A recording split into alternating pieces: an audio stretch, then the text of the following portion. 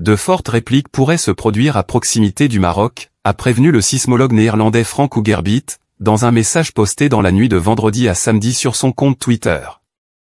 Le sismologue néerlandais Frank Hugerbiet a alerté et a prédit il y a 10 jours un tremblement de terre au Maroc, mettant en garde contre les victimes du séisme. Le sismologue néerlandais Frank Hugerbiet a déclaré, dans un tweet sur Twitter, que la zone du tremblement de terre qui a frappé le Maroc il y a peu de temps a été déterminée il y a 10 jours, en raison des fortes fluctuations météorologiques dans la région. Hugerbiet a ajouté qu'il avait confirmé la zone où le tremblement de terre se produirait dans ses dernières prévisions dans un tweet il y a 2 jours. Au moins 1037 personnes ont trouvé la mort dans un puissant séisme qui a dévasté le Maroc dans la nuit de vendredi à samedi, provoquant d'énormes dégâts et semant la panique à Marrakech et plusieurs autres villes, selon un bilan officiel provisoire. Le Centre national pour la recherche scientifique et technique, CNRST, basé à Rabat a indiqué que le séisme était d'une magnitude de 7 degrés sur l'échelle de Richter et que son épicentre se situait dans la province d'Al-Aouz, au sud-ouest de la ville touristique de Marrakech. Selon un bilan provisoire, ce séisme a entraîné la mort de 1037 personnes dans les provinces et communes d'Al-Aouz, Marrakech, Ouarzazate, Azilal, Chichaoua et Taroudan, a indiqué le ministère dans un communiqué. Selon la même source, 1024 personnes ont été blessées et hospitalisées.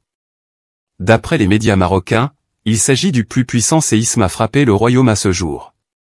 Passant à Laïla Abdelatif, la femme en fer de prédiction, la Nostradamus libano-égyptienne, une femme hors norme, à forte intuition. Elle a prédit pour Naël en France et pour le football concernant l'équipe du Maroc et le mondial, comme elle a prédit pour le tremblement de terre au Maroc. Et parmi ceux qui la suivant de près et de loin la qualifient en tant qu'astrologue, d'autres l'accusent carrément d'être en liaison avec le mouvement sioniste. Dernièrement, lors d'une interview, elle répondait furieuse contre ce qu'elle appelle des mauvaises allégations et c'est du n'importe quoi. Car elle explique: j'ai mes outils comme compte, téléphone et autres, et j'habite au Liban, et croyez-vous que si j'étais sioniste les services secrets libanais ne seraient pas au courant. Et pour moi je n'utilise pas l'astrologie. Mais depuis que j'étais toute petite j'avais cette forte intuition qui s'est développée en moi jusqu'à ce jour. Et parmi plus de 90% de ces prédictions se sont réalisées. Et elle s'inspire du Coran autant que musulmane en expliquant que nul ne pourra savoir le futur des événements sauf Dieu, mais moi j'exprime et dévoile ce que je ressens à travers mes intuitions, confirme-t-elle. Tremblement de terre au Maroc. Le réseau national explique que cela s'est produit le matin, du samedi 9 septembre 2023, à 3262 km à l'ouest de Siwa, situé dans la région de Marrakech du Royaume du Maroc, à exactement 1h11. Détail du tremblement de terre. Date de l'événement, 9 septembre 2023.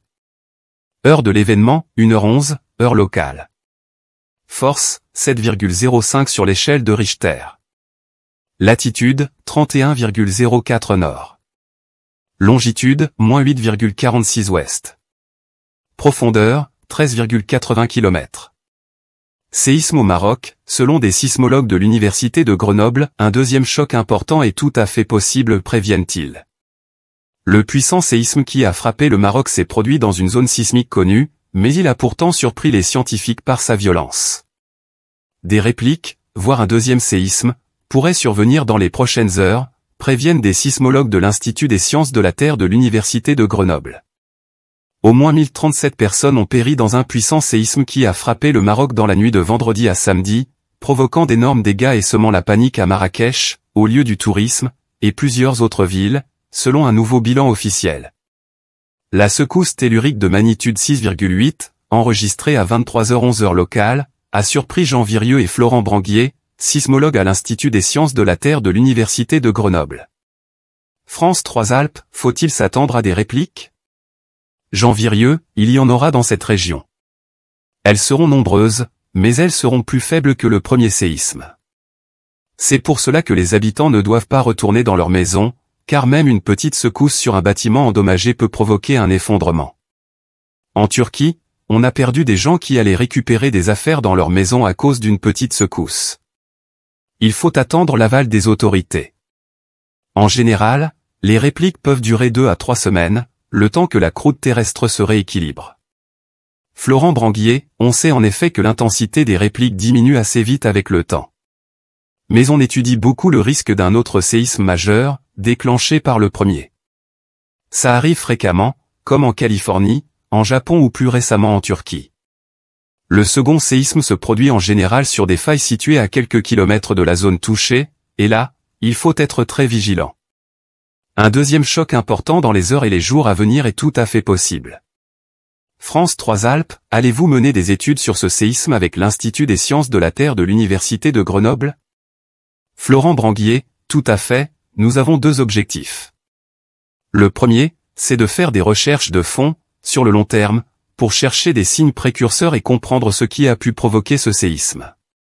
Ces recherches permettraient aussi, à terme, de pouvoir un jour anticiper les tremblements de terre. Le deuxième objectif, c'est d'étudier plus en détail cette faille que l'on connaissait peu. On appelle cela l'intervention post-sismique, pendant laquelle on va déployer des outils différents dans la faille pour en faire une échographie détaillée et mieux connaître sa géométrie. En France, nous avons l'un des réseaux d'intervention post-sismique les mieux dotés d'Europe. Et c'est l'Institut de Grenoble qui gère et stocke tous ces instruments d'intervention, c'est notre spécialité.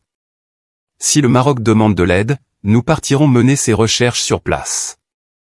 Mais pour l'instant, la priorité du gouvernement marocain est de mettre en place les secours pour aider les victimes et les sinistrés.